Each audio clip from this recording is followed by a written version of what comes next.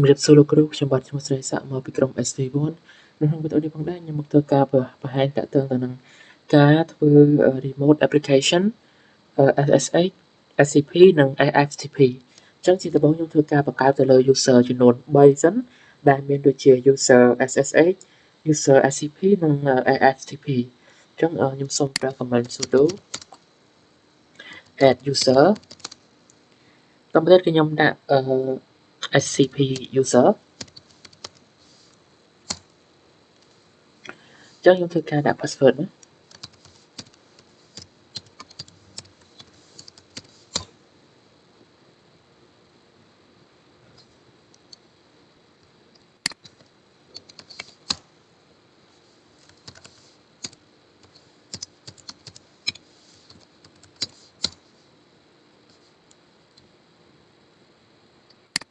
ចឹងឥឡូវយើងត្រូវ retype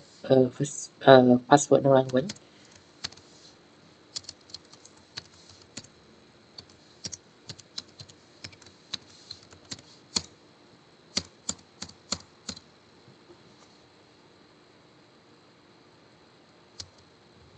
ចឹងឥឡូវខ្ញុំបាន add user មួយហើយគឺ user SCP user តមកទៀតគឺយើងត្រូវ add user SSH ហើយខ្ញុំដាក់ password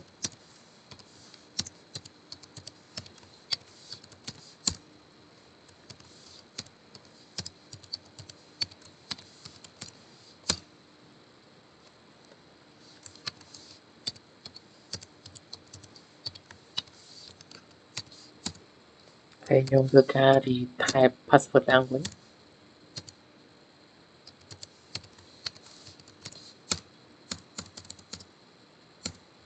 ហើយខ្ញុំឥឡូវខ្ញុំបានបង្កើត user មួយទៀតហើយគឺ user SSH អញ្ចឹងជាបន្តទៀតគឺខ្ញុំបង្កើតទៅលើ user FTP អញ្ចឹងខ្ញុំដាក់ password តិចមក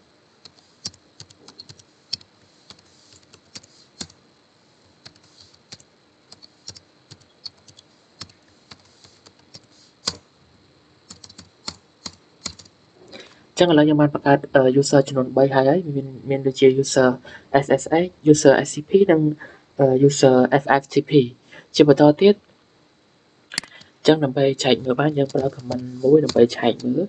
ខ្ញុំប្រើ command concat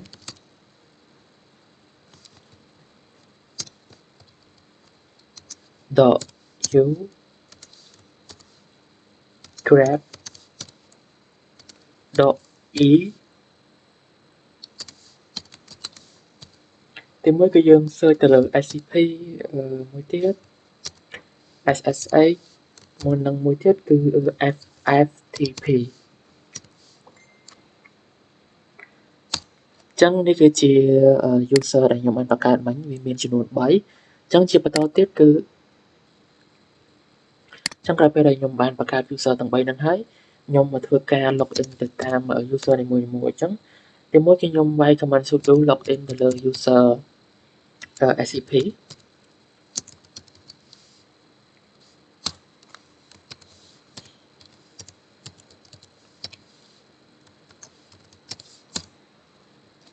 ចឹងនេះខ្ញុំបាន login ចូលបានហើយគឺទៅលើ user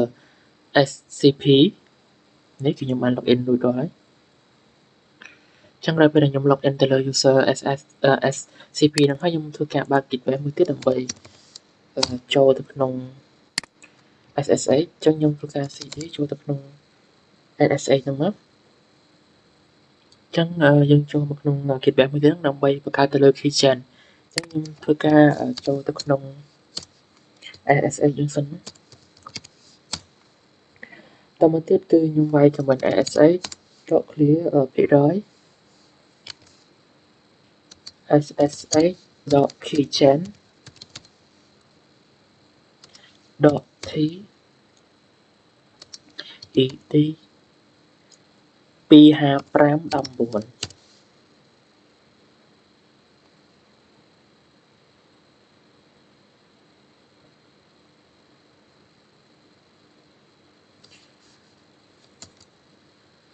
ដោយសារតែខ្ញុំវាយ command នេះខុសចឹងខ្ញុំលុបអានេះចោលសិន គឺយើងវាយតែប៉ុណ្្នេះទេចឹងឥឡូវខ្ញុំធ្វើការបង្កើតទៅលើ keychain ហ្នឹង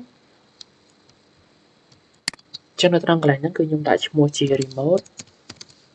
data key ចឹងកន្លែងនេះគឺយើងអត់ដាក់ទេយើង enter មករហូតមកចឹងវានឹងចេញជាប្រភេទ key randomat image មួយ randomat image មួយដែលមានទំហំ256ចឹងឥឡូវខ្ញុំធ្វើការ ls មើលចឹងនេះគឺជា key ដែលយើងបានបង្កើតមិញអានេះវាជាប្រភេទprivate key និង public key ទាំងពីរហ្នឹងចឹងជាបន្តទៀតគឺយើងត្រូវធ្វើការ post key ហ្នឹងចូលទៅក្នុង user យើងនីមួយៗចឹងដើម្បី copy បានយើងប្រើ command sh.copy .id .i តមកទៀតគឺយើងត្រូវ copy remote data key ហ្នឹងចូលចឹងយើង say remote data key ហ្នឹងមក .pub តមកទៀតគឺយើងត្រូវដាក់ចូលក្នុង user មួយណាចឹងខ្ញុំនឹងដាក់ចូលនៅក្នុង user scp មុនគេដែលយើងមានជា IP address 192.168.1.14ចឹងខ្ញុំ enter មកចឹងឥឡូវវាតម្រូវឲ្យយើងធ្វើការដាក់ password ចឹងខ្ញុំដាក់ password មក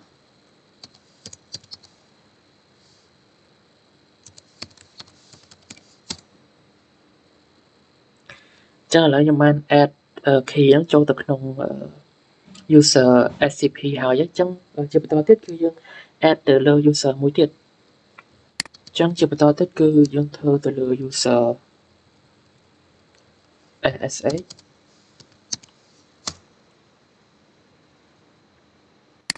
ដាក់ password ណា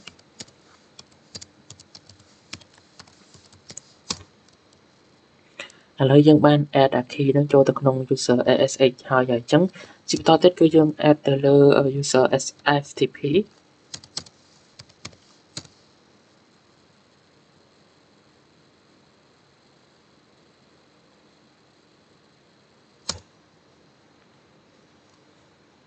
ចឹងខ្ញុំដាក់ password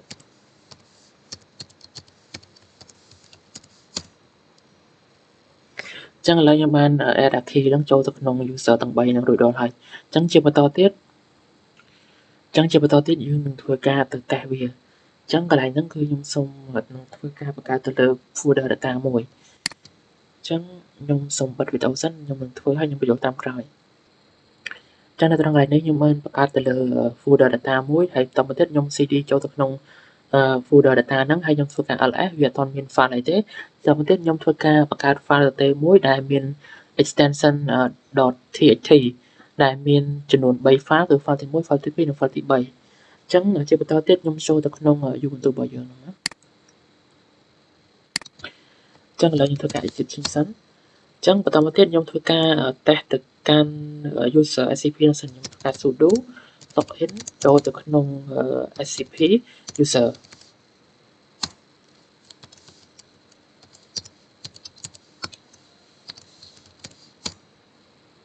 ចឹងឥឡូវខ្ញុំបាន login ចូលនៅក្នុងហ្នឹងហើយអញ្ចឹងខ្ញុំធ្វើការបង្កើត folder មួយអញ្ចឹងខ្ញុំធ្វើការបង្កើតទៅលើ folder data មួយបន្តមកទៀតគឺខ្ញុំធ្វើការ ls មើលនេះគឺជា folder data ដែលខ្ញុំបានបង្កើតមិញហ្នឹងហើយជាបន្តទៀតគឺខ្ញុំធ្វើការ ls មើល set របស់វាអញ្ចឹងនេះគឺជា set របស់ user scp ហ្នឹងណាចឹងក្រោយពេលដែលយើងឆែកឃើញប៉ុណ្ណឹងហើយយើងចូលទៅក្នុង Gitbase យើងវិញតមកទៀតខ្ញុំនឹងធ្វើការវាយ command មួយដើម្បី copy data របស់យើងហ្នឹងចូលទៅក្នុង file ដែលយើងបានបង្កើតមិញ folder យើងបង្កើតមិញអញ្ចឹងខ្ញុំនឹងធ្វើការវាយ command scp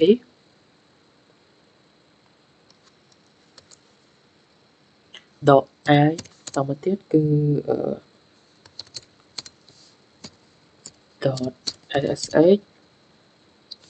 .sh/remote data key clear .o បន្តមកទៀតគឺ c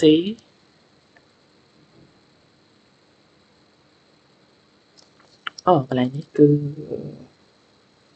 slide ផ្កាយតមកទៀតគឺកន្លែងនេះគឺមាន dot មួយតមកទៀតគឺយើងដាក់ឈ្មោះ user ដែលយើងបង្កើតមិញ scp user add ដែលមាន IP 192.168.1.14 តមកទៀតគឺយើងចុច2ហើយ slash home scp user និង data ចឹងឥឡូវយើងធ្វើការ copy ចូលទៅក្នុង folder data នឹងហើយចឹងជាបន្តទៀតគឺខ្ញុំនឹងធ្វើការចូលទៅកែនៅក្នុង vim ខ្ញុំដាក់ vim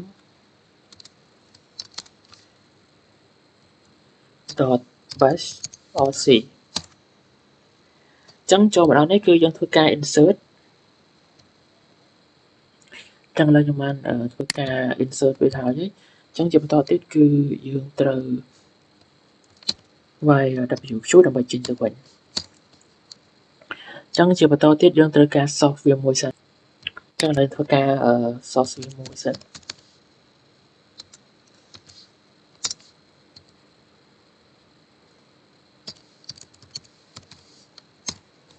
ចឹងក្រោយពេលដែលយើង source ហើយយើងនឹងធ្វើការ remote ចូលទៅក្នុង user scp user ហ្នឹងចឹងឥឡូវខ្ញុំនឹងធ្វើការ vim ទាំង3យកហ្មងទៅភាសាមិញខ្ញុំធ្វើតា scp មួយអញ្ចឹងខ្ញុំចង់vim នៅក្នុងdata element របស់យើងនោះដាក់ទាំង3អញ្ចឹងខ្ញុំធ្វើការទៅកែម្ដងទៀតហើយខ្ញុំនឹង add ទៅលើ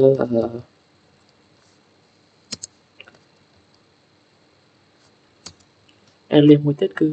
វាជាប្រភេទ ssh និង sftp ចឹងឥឡូវខ្ញុំបានធ្វើទាំង3ហ្នឹងហើយមានដូចជា scp ssh និង sftp ចឹងនឹងធ្វើការចេញទៅវិញខ្ញុំធ្វើការ source វាមួយចឹងដល់ពេលដែលខ្ញុំបង្កើត source ហើយខ្ញុំនឹងធ្វើការ remote ចូលម្ដងមួយ user ទាំង3ហ្នឹងចឹងទីមួយខ្ញុំ remote ទៅលើ scp user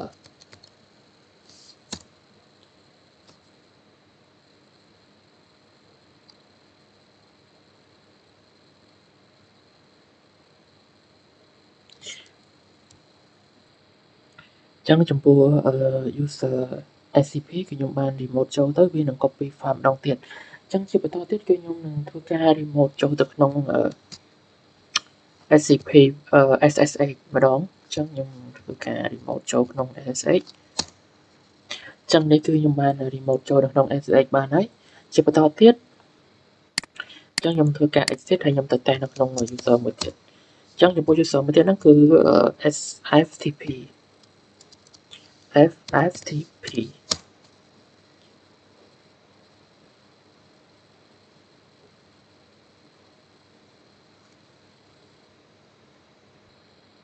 ឹងឥឡូវខ្ញុំធ្វើការ remote ចូលទៅក្នុង sftp ម្ដង